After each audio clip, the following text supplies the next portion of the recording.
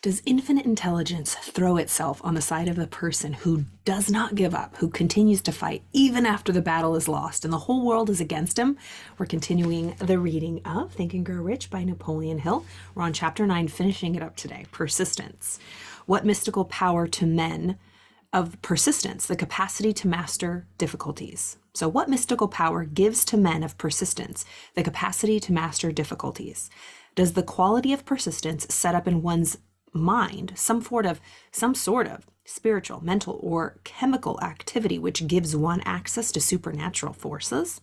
Does infinite intelligence throw itself on the side of the person who still fights on after the battle has been lost, with the whole world on the opposing side?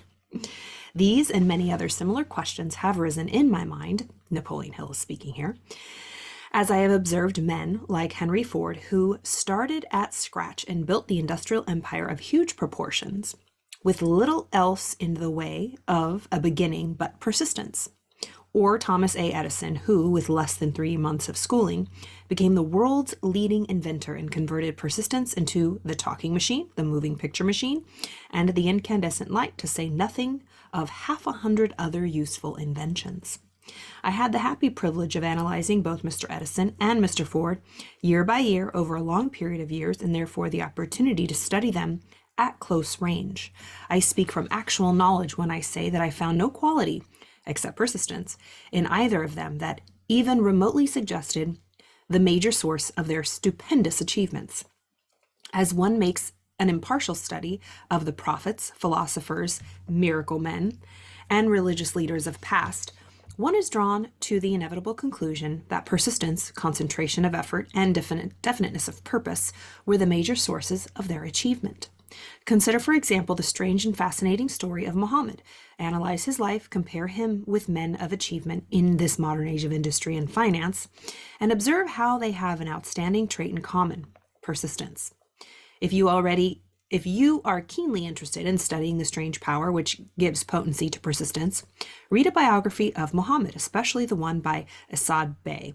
This brief review of that book by Thomas Segru in the Herald Tribune will provide a preview of the rare treat in store for those who take the time to read the entire story of one of the most astounding examples of the power of persistence known to civilization.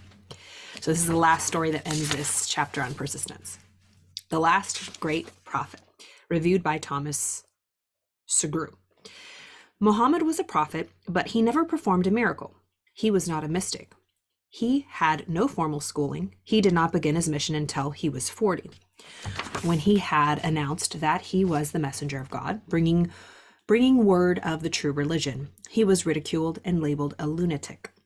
Children tripped him, and women threw filth upon him. He was banished from his native city, Mecca, and his followers were stripped of their worldly goods and sent into the desert after him. When he had been preaching 10 years, he had nothing to show for it but banishment, poverty, and ridicule. Yet before another 10 years had passed, he was dictator of all Arabia, ruler of Mecca, and the head of the new world religion, which was to sweep to the Danube and the Pyrenees before exhausting the impetus he gave it. That impetus was threefold: the power of words, the efficacy of prayer, and man's kinship with God. His career never made sense. Muhammad was born to impoverished members of a leading family of Mecca, because Mecca, the crossroads of the world, home to the magic stone called the Kaaba, great city of trade and center of trade routes, was unsanitary. Its children were sent to be raised in the desert by Bedouins. I hope I'm saying that right. Muhammad was thus nurtured, drawing strength and health from the milk of nomad, vicarious mothers. He tended sheep and soon hired out to a rich widow as leader of her caravan. He traveled to all parts of the Eastern world, talked with many men of diverse beliefs, and observed the decline of Christianity into warring sects. When he was 28, Khadijah, the widow, looked upon him with favor and married him. Her father would have objected to such a marriage, so she got him drunk and held him up while he gave the paternal blessing. I've read this a million times, but it's always so funny. Khadijah, is that the name? Okay. For the next 12 years, Muhammad lived as a rich and respected and very shrewd trader. So he was like taken by a cougar, basically, who was rich, a widow. But the rich widow had to get her father drunk to bless this union. So for the next 12 years, Muhammad lived as a rich and respected and very shrewd trader. Then he took to wandering in the desert, and one day he returned with the first verse of the Quran and told Khadijah that the archangel Gabriel had appeared to him and said that he was to be the messenger of God. The Quran, the revealed word of God, was the closest thing to a miracle in Muhammad's life. He had not been a poet.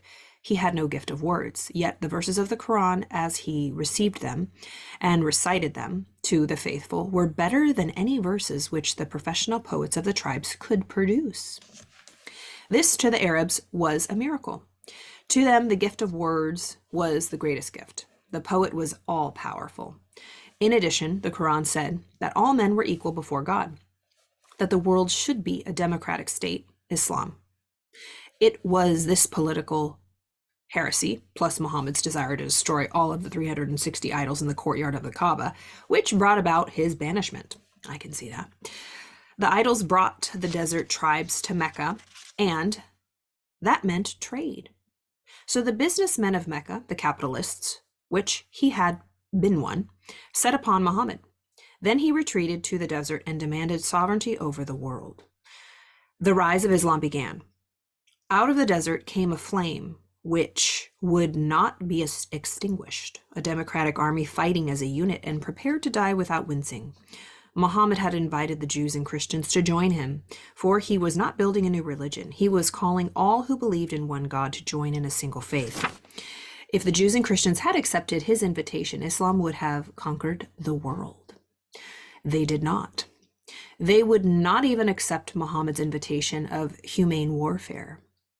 When the armies of the Prophet entered Jerusalem, not a single person was killed because of his faith. When the Crusaders entered the city centuries later, not a Muslim man, woman, or child was spared. But the Christians did accept one Muslim idea, the place of learning, the university. And that concludes Chapter 9, Persistence, of Napoleon Hill's masterpiece, Think and Grow Rich. So this book holds a lot of really great stories. The one about the Declaration of Independence we read in the chapter on decision, which we recorded, and we have all of the episodes here. And that story from the Herald Tribune back in the day, or probably about 100 years ago, about Muhammad, the story of Muhammad. And just so many great kind of anecdotes, food for thought, ways that we can really challenge our habits and our beliefs. How can we be more successful in our life? How can we be more forgiving? How can we be more loving? How can we use our gifts and our skills to think and grow rich? As a man thinketh in his heart, so is he. What are we thinking? Our mind is a garden, our thoughts are seeds. We can grow flowers or we can grow weeds. What are we thinking? What seeds are we planting? What are the results in our life? I've been doing a lot of studying of A Course in Miracles, which I've been a student for about 12 years, but it cracks me up because kind of coming to it again with a fresh perspective. And that fresh perspective was brought on by the book, The Disappearance of the Universe. If you have not read Disappearance of the Universe and you are interested in A Course in Miracles, I highly recommend it. And the consecutive books that go on in that trilogy by Gary Renard. He is the author of the Disappearance of the Universe trilogy. That book, it's further expanded my awareness, made me question my current thought system and my belief. And I find that it is at first startling and it's uncomfortable when you grow. And it's like an attack on my current thought system. And it's like, really? Is this real? But what is real? It talks a lot about duality versus non-duality. We live in a world of duality. And this or that, black or white, up or down, light or dark, solid, formless, form, formless, infinite, finite, all that kind of stuff. We live in a world of duality. And it took me a while, probably the last 5 years, to kind of really understand what non-duality was. Oneness, true non-duality. There is nothing but one. We are all one. There is only one mind. Carl Jung and Freud talked a lot about the universal consciousness. There is only one mind. There's 8 billion brains now, but there is still only one mind. When you strip away and you get to the bottom of the subconscious mind at the core, there are symbols and images that we can all relate to at a deep, deep, deep, deep level. In the dream world, they talked about Carl Jung, interpreting dreams in the subconscious mind and doing all that good stuff. So that's kind of where I'm at in my journey, always growing, always learning. And that this is this next step on my kind of new dive into A Course in Miracles and the world of true non-duality. The real world, which is not here. It's not of this world. This is an illusion. That is, Buddhist teachings. That's another way to think of how non-duality and non-dual teachings have been described to us in the past. What is your belief system? What do you believe to be true? Who taught you your belief system? When was the last time you took what you really believe and looked at it about life, about the world, about God, about the universe? And what's a trip, what is an absolute trip in this teaching is that even the universe isn't real. The disappearance of the universe. This is all an illusion, a projection of our mind. And there's only one of us, and we are it. That's why that wonderful quote about the subconscious mind, I think I read it, and I've been reading it to all of my clients, and I'll read it here again. So let's get to the image that it is. Okay, it says, did you know that the subconscious mind does not know anyone else but you? It has no conception of consciousness other than your own. It says, they explain to the students that when we criticize or find fault in others, we are really speaking of ourselves. Our mind thinks that we're speaking of ourselves. That's why it's so important to become aware of the power of your words, because often our words and feelings are directed outwardly and can rebound right back to us and cause havoc in our own lives. Of course, we do not do this consciously. It's very unconscious. We do these things unconsciously. The majority of people don't realize that our thoughts and words are influencing and imprinting our own mind. So let me just read that again. Did you know that the subconscious mind does not know anyone else but you?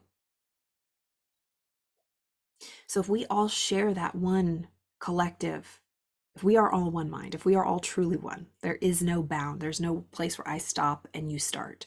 We're all connected energetically. But even the disappearance of the universe in A Course in Miracles is saying, even the energetic world, that's changeless. So that still is not real. It's a trip. So, did you know that the subconscious mind does not know anyone else but you? It has no conception of consciousness other than your own. They explain to the students that when we criticize others or find fault, our mind thinks we're speaking about ourselves. That's why it's so important to become aware of the power of your words, because often your words and feelings that are directed outwardly can rebound and cause havoc in our own lives. Isn't that like the third law of motion? What you put out comes right back. So it rebounds right back to us and causes havoc in our lives. Of course, we don't do these things consciously.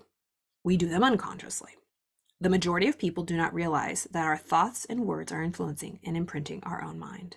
The majority of people do not realize that our thoughts and words are influencing and imprinting our own mind. Of course, we do these things unconsciously. And that's when I say, if you've ever heard me say ball in the hole, ball in the hole, it was from that story of Tiger Woods when the interviewer after one of the games, he's the greatest, golfer in the whole world. And the interviewer was saying to Tiger Woods, what are you thinking when you're at the you're at the putting hole and you are, up and it's your swing? And he said, I only think ball in the hole, ball in the hole. And she said, well, what are you thinking when your opponent is up there? And he says, I'm thinking ball in the hole, ball in the hole. And the interviewer was like, what? Ball in the hole when your opponent's up there? And he said, because my subconscious mind, my mind doesn't know the difference between ball in the hole for me and ball in the hole for my opponent. My subconscious mind just knows ball in the hole. And I want the ball in the hole. So ball in the hole for me, ball in the hole for everybody, because my mind doesn't know if it's for me or for anybody else. So if we were to say ball in the hole when I'm up there, but when you're up there, ball, no, ball not in the hole, ball not in the hole, it's going to affect your performance because your mind doesn't know if you're talking about someone else or yourself. Hope you enjoyed that. All right. We will start something new. Maybe I'll read some stuff from the Course in Miracles. What do you think? I'll see you tomorrow.